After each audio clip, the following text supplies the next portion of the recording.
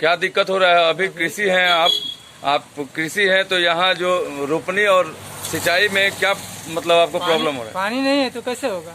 पानी नहीं आ रहा है। नहर में पानी नहीं है तो नहर के पानी का यहाँ सभी कृषि इंतजार कर रहे हैं। हाँ। तो आप अपील करना चाहते हैं सरकार से कुछ? हाँ, क्या है आप नहर का पानी छोड़िए। यहाँ के जो भी अधिकारी हैं उनसे आपका अपील है कि नहर में पानी छोड़ा जाए ताकि यहाँ के सभी किसानों को पानी मिले कि धान की खेती का सिंचाई कर सके और मक्का फक्का भी बो सके। हाँ। चलिए, धन्यवाद। न्यूज बिहार से बात कर।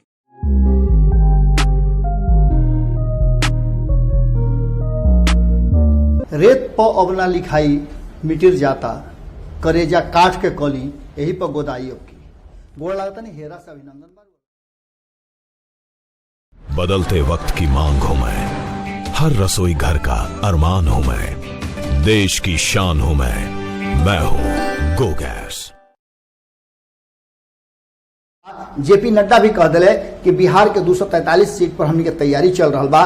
ओजे दूसरा तरफ एगो बहुत महत्वपूर्ण बात बा कि अमित शाह एक बार फिर से बिहार में अपन रुख कर चुकल बाड़े। जैसे कि प्रधानमंत्री के मन के बात हुआ एक पहले बार जो सुनले हो खब वो मन के बात में भी बिहार पर पूरी तरह से फोकस रहे और बिहार के चुनाव के उनमें से झांकी झुकी रुआ देखले जरूर हो खब। अब ये झांकी झुकी के बाद सीधी तौर पे अमित शाह के बिहार पर फोकस करना और वर्चुअल रैली करना ये बात के निश्चित रूप से बता रहा बा कि अब तैयारी जबरदस्त ढंग से बिहार के फोकस करके हो गई बा। कई राज्य में भारतीय जनता पार्टी के झटका लागल बा, झारखंड बिल्कुल झटका लागल बा और मध्य प्रदेश में जौन जबरिया सरकार बनल वो सरकार पर भी अब बुझा रहा बा कि संकट के बादल एक बार फिर से मंडराए लागल। कारण कि कांग्रेस ओजा अपन गोटी मजबूत कर लागल, अपन खूंटा फिर से जबरदस्त ढंग से तैयारी के साथ अब के लिए गाड़े के तैयार हो गई बा और कहल जा रहा बा कि कई गो नेता एक बार फिर से कांग्रेस के तरफ रुख करता रहे और चुनाव भी होके वाला बा। वो चुनाव में का हुई, चुनाव खातिर जानते बानी कि कहली भी जा रहा बा कि केंद्र सरकार चुनाव खातिर ही लॉकडाउन के अनलॉक के रूप में परिवर्तित कैलस, जौना से कि राज्यसभा चुनाव के भी देखले की घोषणा हो गई बा 19 जून के। यही 19 जून के राज्यसभा के 18 गो जो सीट रहा ओकरो खातिर चुनाव हुई। एक मतलब कि चुनावी रणभेरी और बिगुल फूक आ गई बा। यह बात से आश्वस्त हो जाई कि बिहार में जो चुनाव होकर रहा वो अक्टूबर नवंबर में वो एकदम अपना नियत समय पर होई और जल्दी और ओकरो अधिसूचना देखे के मिल सकेला। अब इस सब के तैयारी के रूप में जौना तरीका से एक बार फिर से भारतीय जनता पार्टी अपन तैयारी कर रहा बा। रुआ याद हुई कि पहले भी हमने के ये बात के रुआ से बतैले रही जा कि कहीं ना कहीं तेजस्वी यादव के तरफ एगो बड़ा धड़ा शिफ्ट हो रहा बा। ओजे नीतीश कुमार से छट करके भारतीय जनता पार्टी के मजबूती करे खातिर और भारतीय जनता पार्टी अपना के बिहार में मजबूत करे खातिर कहीं ना कहीं अब जदयू के अंदर भी अपन होल और खेल शुरू कर दिले बा। निश्चित रूप से दो तरफ से घिरल दो पाटन के बीच में बाकी बचल ना केहू उहे वाला स्थिति नीतीश कुमार के हो गई बा और नीतीश कुमार दो तरफा घिर गई बा। एक तरफ अपन साथी जो उनकी लगातार पहले भी लोग बताता नहीं कि भारतीय जनता पार्टी और एलजेपी के यानी कि रामविलास पासवान के जो स्थिति बा जो तरीका से नीतीश कुमार के लगातार हमला कर रहा वाले वो देख के लागता कि अब उनका मोह भंग हो गई बा नीतीश कुमार से और नीतीश कुमार भी जो तरीका से खुल करके निखन सामने आवत और तेजस्वी यादव भी नीतीश कुमार के छोड़ करके भारतीय जनता पार्टी के साथ भीड़े के तैयारी कर रहा बा। ऐसे ही बुझा रहा बा कि नीतीश कुमार के शक्ति के लोग कमजोर आंक रहा बा। एकरा अलावे अब आगे का हुई नीतीश कुमार अपना शक्ति के संचय कैसे करी है ये तो दिगर बात बा। लेकिन तीसरा धारा के रूप में यशवंत सिन्हा के समर्थन पूरी तरह से अब शुरू हो गई बा। यशवंत सिन्हा बिहार कुछ कर रहा बड़े कहल जा रहा बा कि बहुत जल्दी 10-11 तारीख से वो आपन एजा से बिहार में गतिविधि शुरू करी है और उस गतिविधि में कहीं ना कहीं नीतीश कुमार के कई गो ऐसा बात बा जना के लेकर के वो बिहार के जनता से बात करी है। पहला तो बात ही करी है कि जब बिहार और झारखंड संयुक्त रूप से रहे ओकरा स्थिति से लेकर के जब बिहार अलग भइल तौना के स्थिति तक 15 साल में नीतीश कुमार का कइले। नीतीश कुमार आखिर काहे भारतीय जनता पार्टी से अलग भई रहन और फिर काहे वो भारतीय जनता पार्टी के साथे गइलन। जब वही लालू प्रसाद के जम करके बुराई कैले रहन वही लालू प्रसाद के साथ वो 2 साल तक ले 3 साल तक ले काहे रहन। इस सब बात पर पूरा बात करे खातिर यशवंत सिन्हा बिहार की तरफ कुछ कर रहल बाड़े।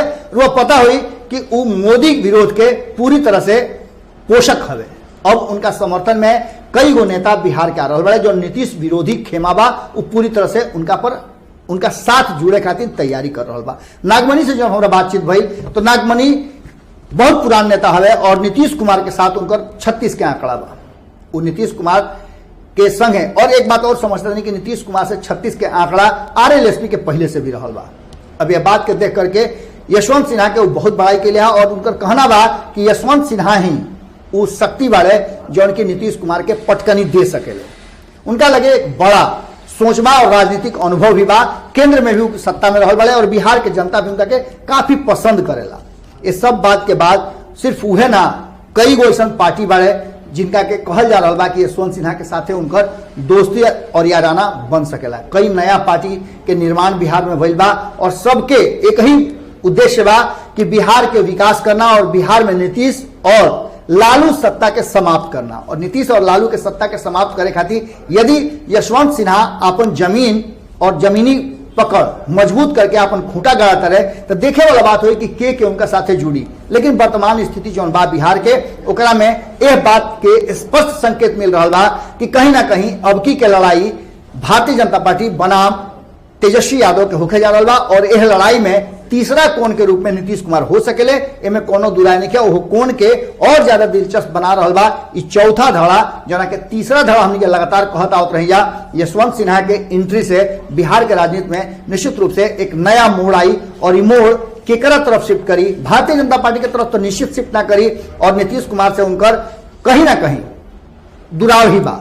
अब ऐसा स्थिति में निश्चित रूप से ई धड़ा कहीं ना कहीं हो सकेला कि तेजस्वी यादव के एक मूक या हिडन एजेंडा के तहत उनकर मजबूती खातिर वापस आवे। झारखंड से नाता आजकल लालू प्रसाद के जुड़ल बा और नाता में यशवंत सिन्हा के अगर नाता जुड़ जाए तो समझ सकता नहीं कि बिहार के राजनीति में बहुत बड़ा खेल हो सकेला। अभी खेल कहां जाते हुए 11 तारीख के पता चली, लेकिन जब 9 तारीख के